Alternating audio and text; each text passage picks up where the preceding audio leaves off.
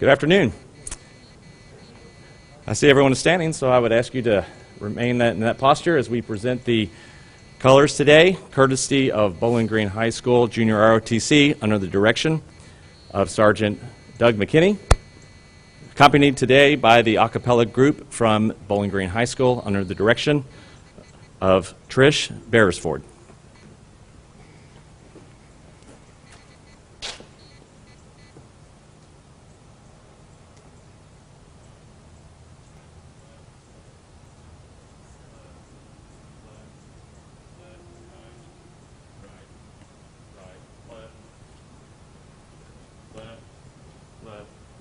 March time. March.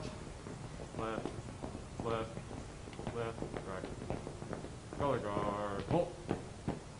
Left. Face. Who's that? On.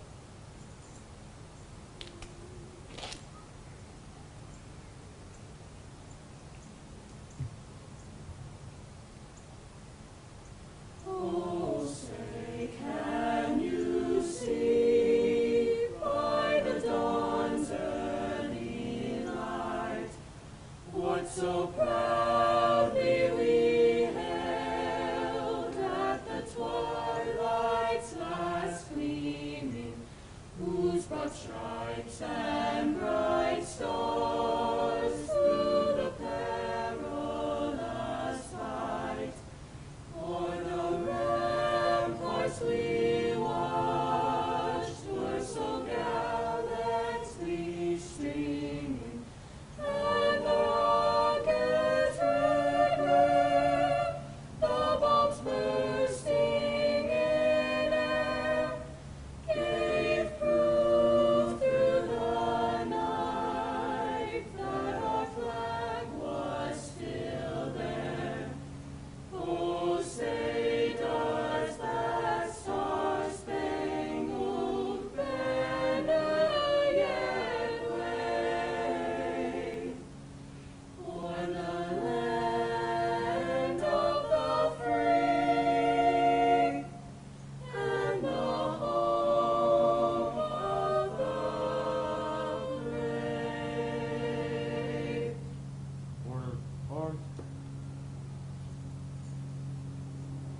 right, face,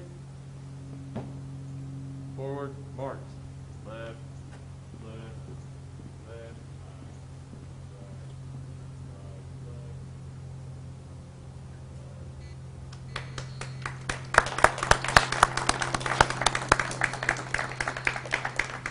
How's that for a welcome, Hilda?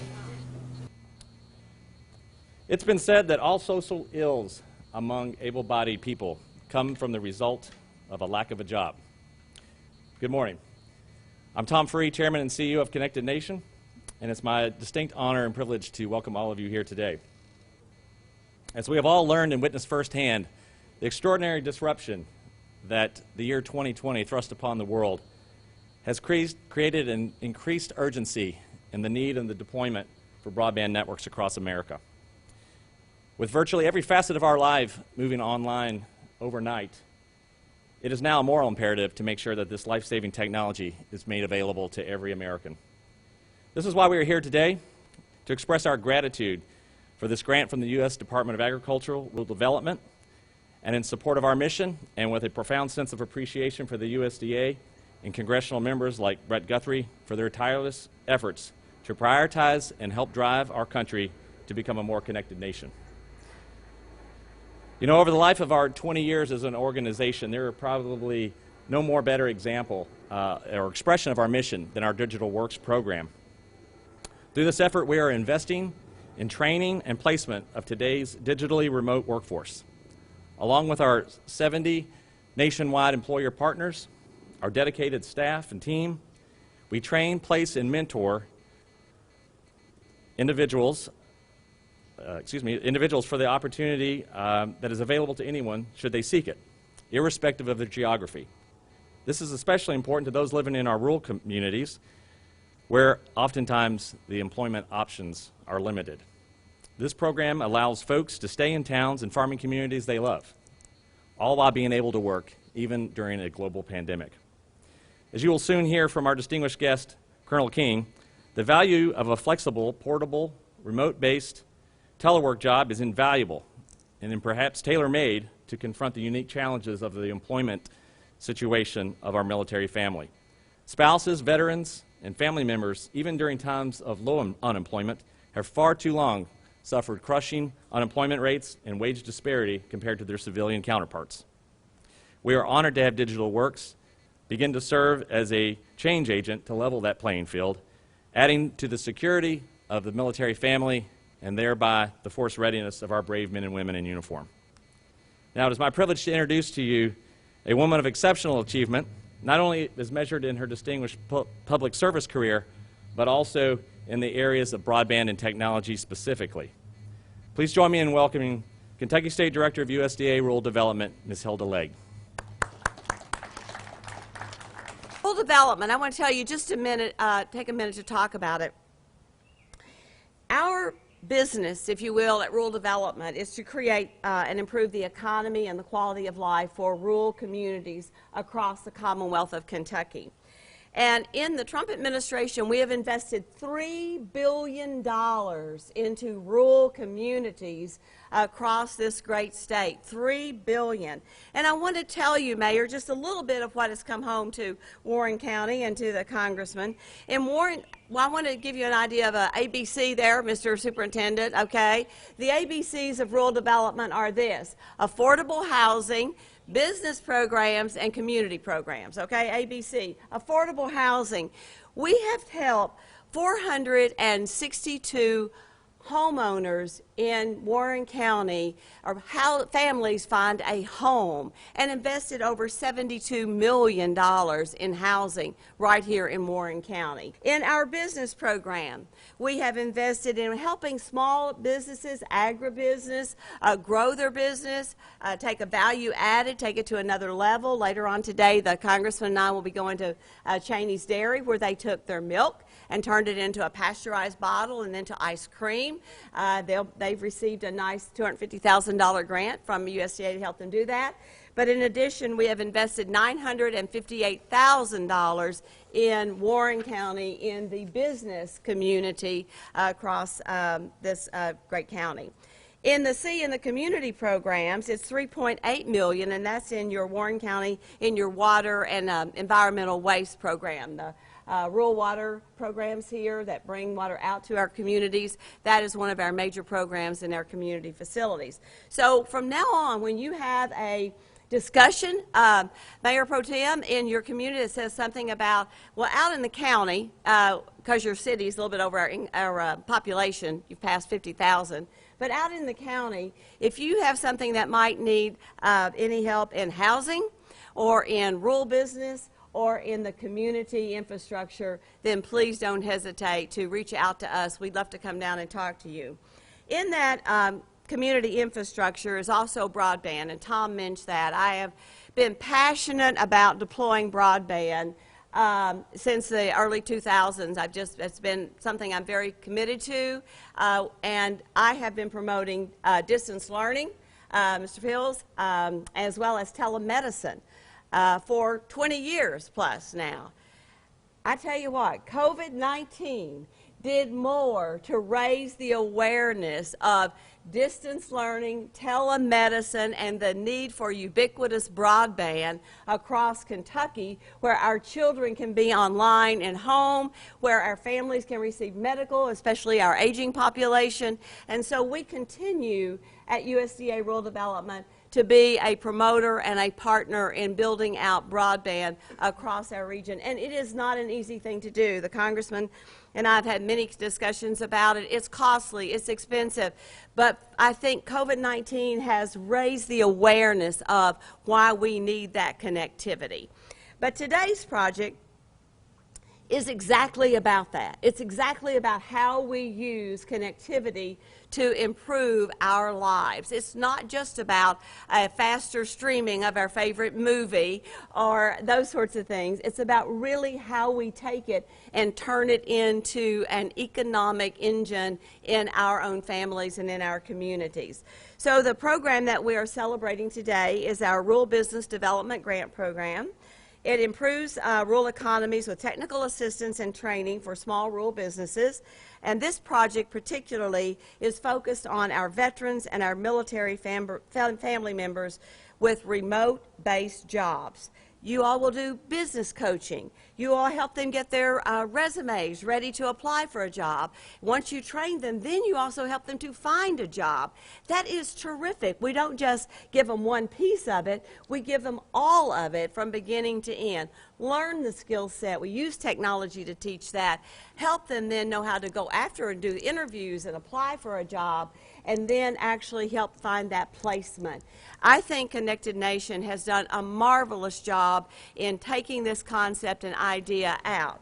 And we are particularly happy today, Congressman, to have you with us to celebrate this. Your history in the military, your service to our country before you became Congressman is so much valued and appreciated. You understand, probably more than anyone, how our families they sacrifice. They give up that family member that's a soldier, he or she. And they also are moved many times, multiple times, around the globe. And so for those family members to have a skill set that is transferable to anywhere around the globe where they can be based in one place and doing business in another place is exactly the kind of future that we know rural families particularly and military families need that advantage and that ability to do. So we are absolutely delighted that we will be presenting an award of $84,606 for exactly what that Connected Nation is doing in this area of helping veterans and military families advance their skills in IT and actually obtain a job. We congratulate you on that, and to say a few more words about how terrific Connected Nation is and their efforts, I'm going to call upon my good friend, and again, he has just been tireless working with us, going out on these project announcements. He truly cares about our rural communities. He fights on behalf of the veterans and their needs and their families. So, Colonel King, we couldn't be more proud to have with us today our own Congressman Brett Guthrie. Give him a round of applause.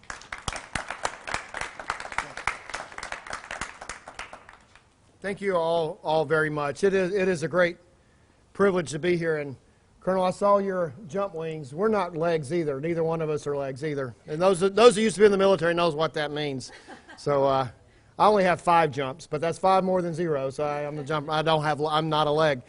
Well, thanks so much for having us here. And it is important to be here. I remember, quite honestly, I was a state senator, and I was called up to Western Kentucky University to meet in the conference room with President Ransdell, a couple of local business people, and some professors.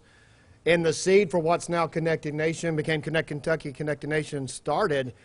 And I remember professors who were used to academics and theoretical and whatever said, we want to take what we know in the classroom and bring it to improve people in our communities.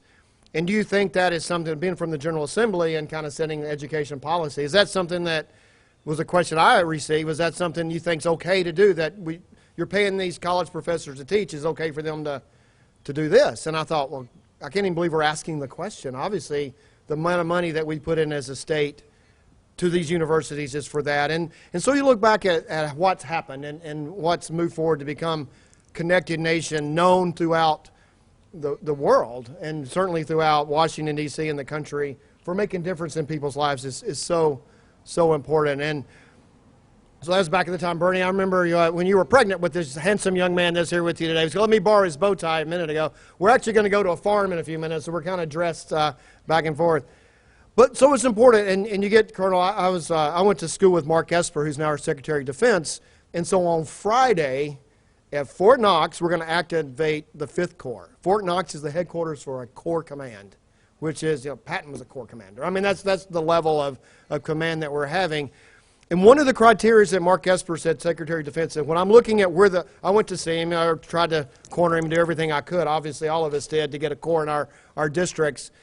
And he said, one thing that's really important to me is spousal employment, because we're having trouble, like every business here is having trouble keeping people at work because they're just so competitive. We're having trouble keeping people in the military in making our force goals, he says, one of the issues is they move so much. They move all the time, and we've got to have ability. And what I sold him on and was part of the deal was our General Assembly passed a bill last session to say if you were, and I think you were probably leading that up, Colonel, is that if you have a license in any state and you're a military spouse, you can practice in Kentucky. So if you have an EMT from Kansas and you got a license in Kansas, you come here, you can do that. If you're a nurse because you got a nurse in at Fort Carson, you came to Kentucky, you could practice. And that really opened his eyes, and it is an issue. It is an issue for families, particularly when loved ones, men and women, deploy, the spouses they leave behind. If they're not working and not engaged, it gets almost like lockdown for them, and it is important for them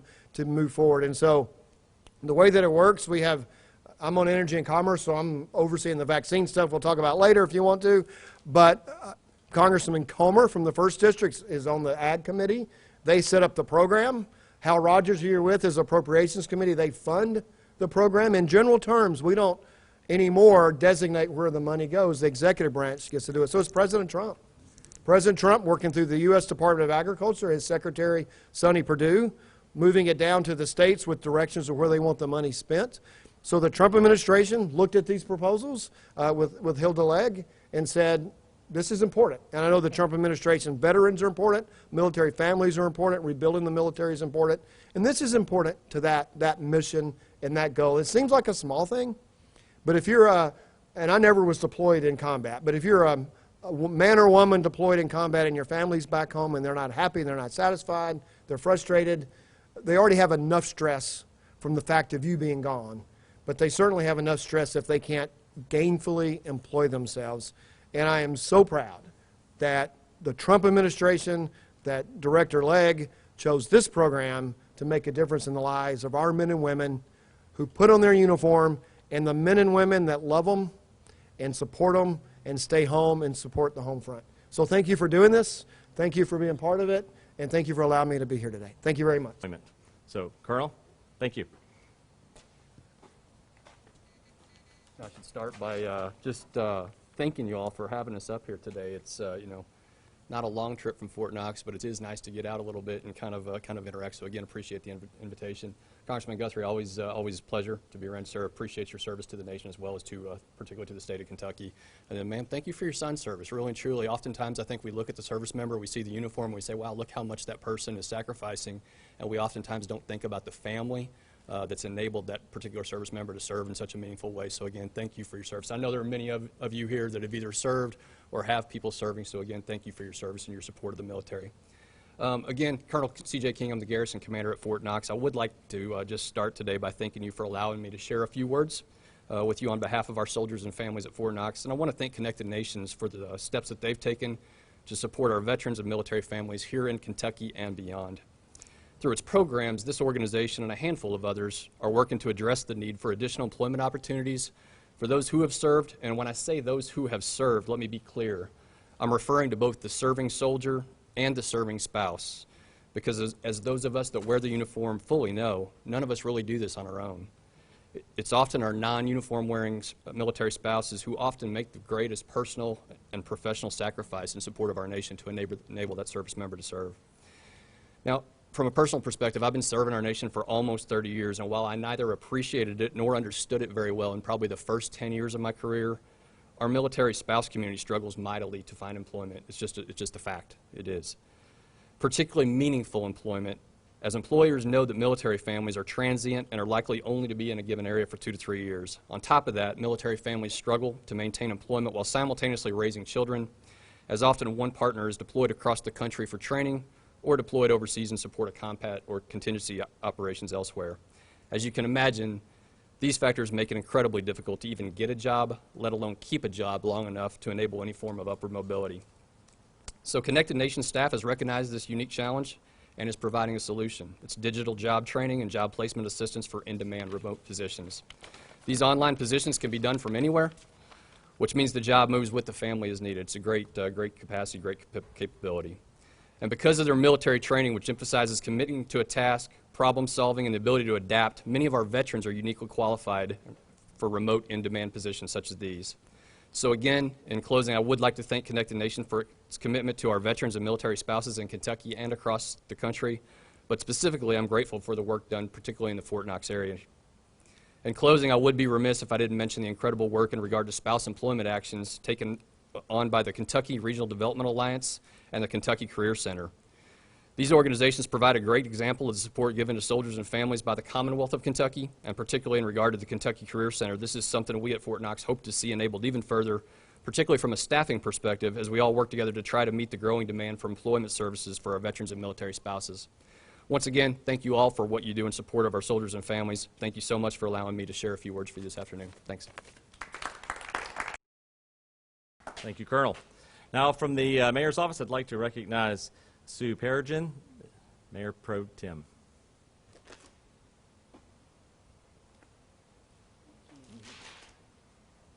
It's my honor to be here today, and I am standing in for Mayor Wilkerson, who's out of town and had asked me to come along. Well, it's going to be difficult for me to come behind such such greatness, and I want to say how much I appreciate everybody's efforts. If you've been around Bowling Green, Warren County, which most of you have, you're going to know, and Director Legg, I have met you. I met you out in Plano at the unveiling of the NCTC partnership, which is providing some really good broadband, and thank you for that, out in our county, which we've struggled. There's a few things that I'm really passionate about. One is military service. I do have a 94-year-old stepdad, World War II Marine, that lives down in Florida. My mom's his caregiver, and I just can't get enough of him. And so I want to say thank you for everybody. And I want to say we've met with the mayor and I, with you from Fort Knox, about how we can better place transitioning folks out of Fort Knox into jobs here. So the other thing I'm really passionate about is economic development. Here in Bowling Green, Warren County, we understand and know exactly what Tom said, is that the best social program is a good paying job. And so if we can get everybody to participate in our great economy, and we have thousands of open jobs today, even during this horrible pandemic that we're dealing with, if we can get everybody to participate, why wouldn't everybody just be a little bit better off? And so that's just a real passion of the city county. We work really good together. I don't see Mike here, so I guess I'm speaking for him also in how much we appreciate what you all are doing here and getting into the more rural communities, and it's a challenge for us. Broadband is our biggest challenge. If you ask Mike Buchanan, that's the #1 thing that he's working on today. As far as in the city of Bowling Green, we do pretty well.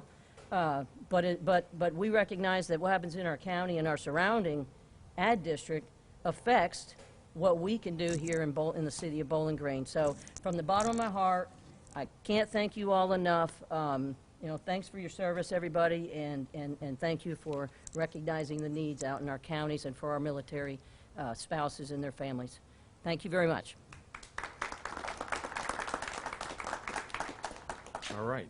Before we wrap, I do want to give a special few notes of thanks and appreciation. One, Hilda and Congressman Guthrie, Colonel, our team that actually operates our Digital Works program would have loved to have been here today, so hopefully they're watching online. They are actually in the throes right now of class number 9 since our facility has opened there in the last 9 months. So we have really been hard at it. And just last July, a few months ago, we celebrated our 1,000th job placement over the life of the program. So truly making a difference. We're glad to celebrate that. And for those of you watching online, if you have interest and would like to learn more about the program, we encourage you to visit our website at digitalworksjobs.com. You can learn more about the program, and particularly if you're from the military community, we encourage your checking us out and learning more about how we can be helpful. Also want to recognize our strategic partner, GS2 Solutions, and Colonel Hedges, who has been instrumental in helping us formulate our relationship with the military community over several years. Started first with a Fort Knox pilot and has moved now to encompass Fort Knox and Fort Campbell, and soon military installations across the country.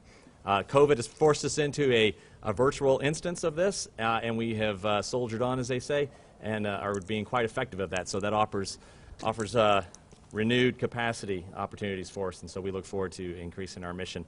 But again, it started here. We're glad to celebrate that today, and certainly, Hilda, your contribution through the USDA will go a long way to helping us change a lot of lives. So Thank you. Thank you for being a part of this today. We have a number of box lunches, COVID compliant, I should say, wrapped and ready for your consumption. So thank you so much for being a part of this today.